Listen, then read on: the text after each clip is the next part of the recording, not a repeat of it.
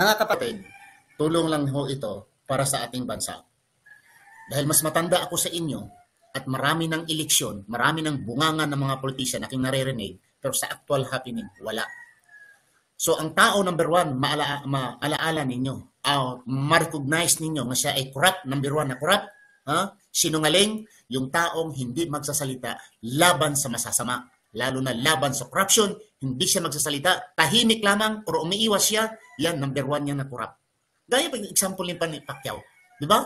Noon, Antay Marcos, ngayon si Manny Pacquiao, ito si Tolfo. Nagsasalita ba sila? Si Pangilinan nagsasalita, si Aquino nagsasalita, si Abalos nagsalita, si Lacson, sila Hiunasan, ang dami pa. Maubos tong oras ko, itong 1 minute ko, maubos. Pangalanan ko mga taong hindi nagsasalita laban sa corruption ngayon ang nangyayari.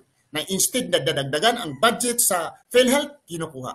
Instead na dadagdagan ang sa education, sa DepEd, kinukuha. Armed Forces, kinukuha. Ang dami pa, mga project kinukuha. Ninakaw.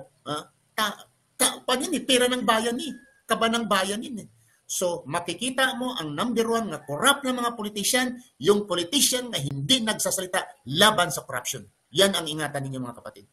Maniniwala kayo. Yan ang ingatan nyo. Huwag nyo silang iboto. Yung mga taong bingi ngayon, bulag, huwag nyo iboto. Dahil yung mga taong niya, pag sila nakaupo, ganun din ang gagawin nila. Maraming salamat.